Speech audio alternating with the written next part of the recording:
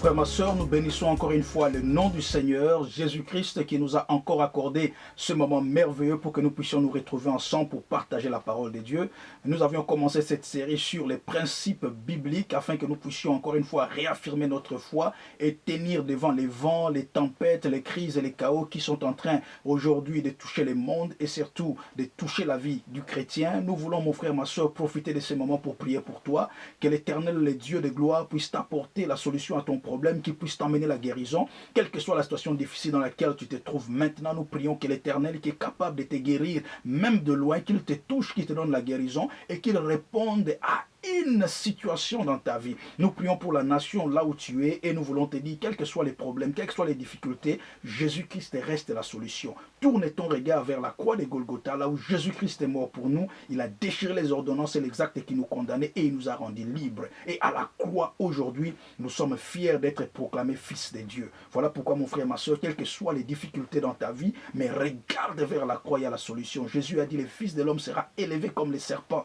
Des reins avaient été élevés dans les déserts. Et quiconque regardera la croix, la Bible déclare qu'il aura la solution à son problème. Que l'Éternel te bénisse et que ce moment, encore une fois, puisse apporter une réponse à ta situation, une réponse à ton problème dans le nom de Jésus-Christ. Amen.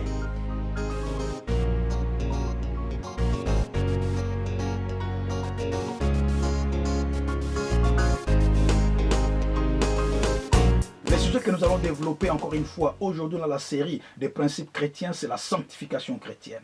Dans 2 Timothée 2, 21, la Bible dit, si donc quelqu'un se conserve pur, en s'abstenant de ces choses, il sera un vase d'honneur, sanctifié, utile à son maître, propre à toute bonne œuvre. Mon frère, ma soeur, la sanctification dès le départ doit être comprise comme un libre choix. La Bible dit si. Un chrétien peut décider de passer d'un concept général du christianisme à une position spécifique dans le christianisme pour devenir un vase sanctifié entre les mains de Dieu.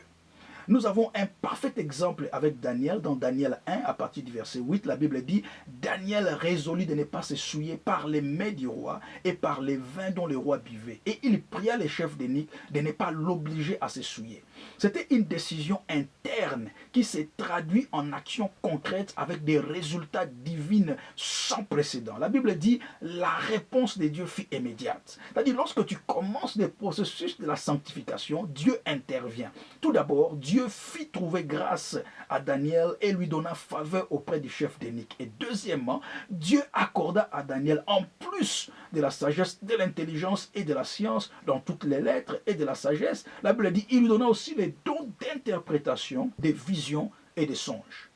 Au travers de ces passages révélateurs, mon frère, ma soeur, nous pouvons voir la beauté derrière ces véhicules puissants qu'est la sanctification. Mon frère, ma soeur, si tu entres dans les mystères de la sanctification, ton niveau passera à partir d'aujourd'hui de l'ordinaire à l'extraordinaire. Et Dieu fera couler sur toi la grâce, la connaissance, la sagesse et l'intelligence afin de te rendre capable d'accomplir ta destinée sur la terre. Et ça, c'est ma prière au nom de Jésus-Christ. Donc, la sanctification, mon frère, ma soeur, c'est un processus divin que seul Dieu, Jésus-Christ et le Saint-Esprit peuvent réaliser. Nous pouvons voir cela dans 1 Thessaloniciens 5, 23. La Bible dit que le Dieu de paix vous sanctifie lui-même. Soulignez le terme lui-même tout entier et que tout votre être, l'esprit, l'âme et le corps soient conservés irrépréhensibles lors de l'avènement de notre Seigneur Jésus-Christ. Cela signifie qu'aucun être humain, mon frère, ma soeur, aucune institution religieuse et aucune pratique philosophique ne peut initier ou procurer la sanctification. De même, ni ton travail, ni tes actes charnels ou légaux ne peuvent te sanctifier. Dans Luc 5,5, nous voyons Simon lui-même qui dit au Seigneur, « Maître, nous avons travaillé toute la nuit sans rien prendre, mais sur ta parole, je jetterai les filets. » Permettez-moi de vous dire encore une fois en ajoutant ceci.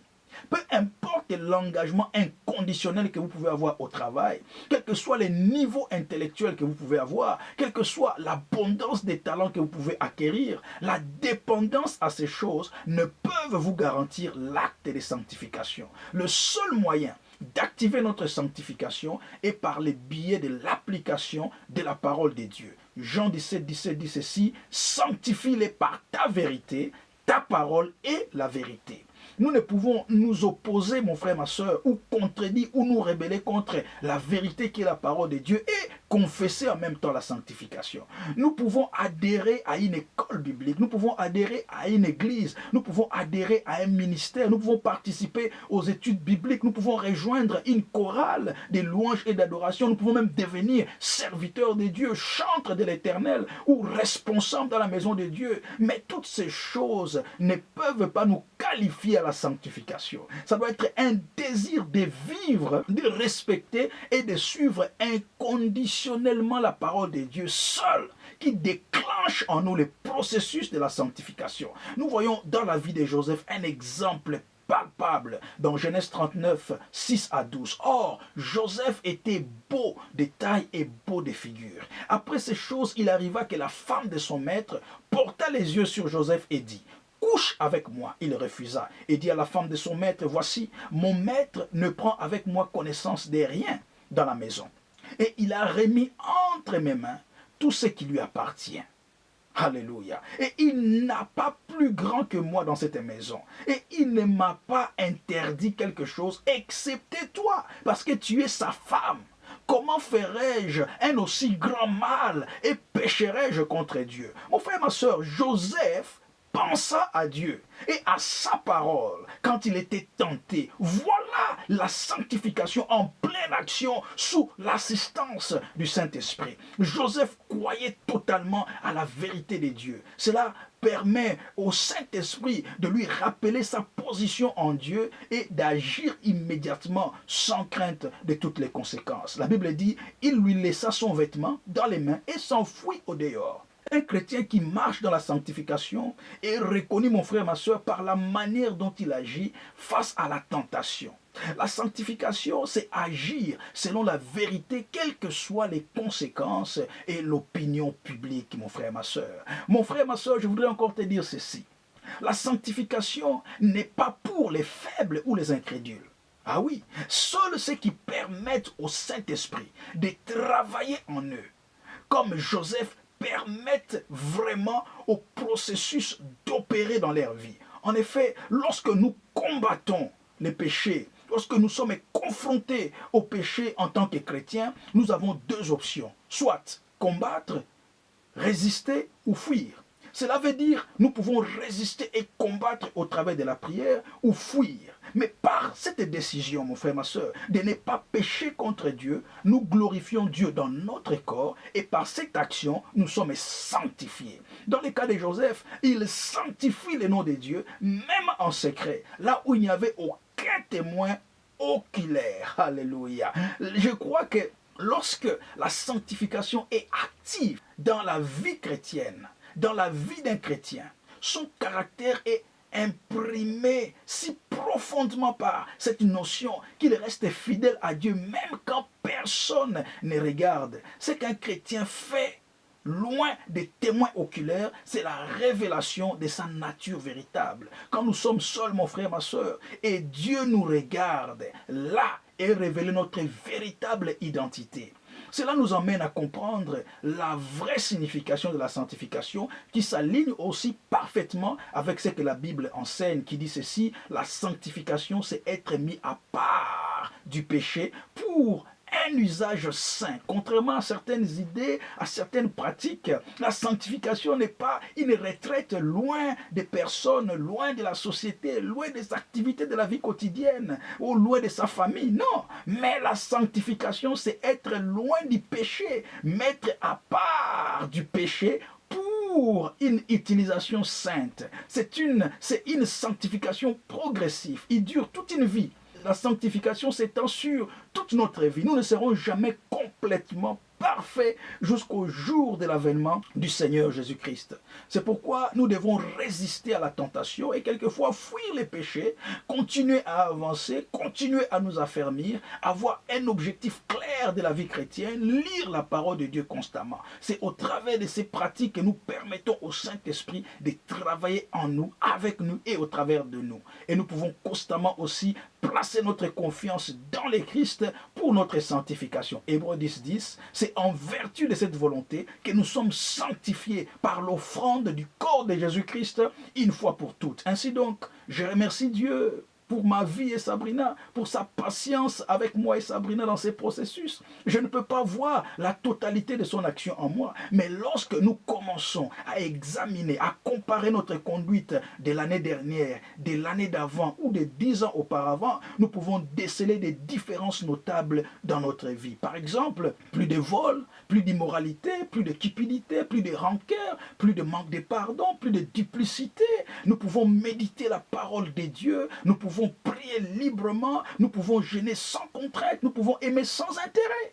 Ce sont là des preuves tangibles de la marche dans le processus de la sanctification. Alléluia. Le secret, mon frère, ma soeur, pour continuer dans cette marche est d'être chaque jour un sacrifice vivant à Dieu. Romains 12, de 1 à 2, la Bible dit, « Je vous exhorte donc, frères, par la compassion de Dieu, à offrir votre corps comme un sacrifice vivant, saint, agréable à Dieu, ce qui serait de votre part un culte raisonnable. Ne vous conformez pas au siècle présent. » Mais la Bible dit, soyez transformés. Par quoi? Par le renouvellement de l'intelligence, afin que vous discerniez quelle est la volonté de Dieu, ce qui est bon, agréable et parfait. Alléluia. Gloire à Jésus. Aujourd'hui, mon frère, ma soeur, tu as l'opportunité, la possibilité de lancer ce processus ou même de les renouveler. Mais tout d'abord, tu dois établir une relation avec Jésus-Christ. Et si tu peux accepter Jésus-Christ comme Seigneur et Sauveur, ça sera le point de départ vers les merveilles de la sanctification dans ta vie. Et si tu le veux, mon frère, ma soeur, tu peux prendre cette prière après moi. Père, j'ai entendu ta parole. Je me rends compte à quel point le péché m'a éloigné de toi. Voici maintenant, j'accepte Jésus dans ma vie comme mon Seigneur et mon Sauveur. À lui, je rends et je donne ma vie. Lave-moi de ton sang et que ton Esprit Saint prenne le contrôle de ma vie. Amen. Mon frère, ma soeur, maintenant, tu es devenu un enfant de Dieu. Alléluia. Et pour te permettre de te développer, voici ce que nous t'invitons à faire. Premièrement, rejoins une église vivante et remplie du Saint-Esprit où la vérité est prêchée sans compromission.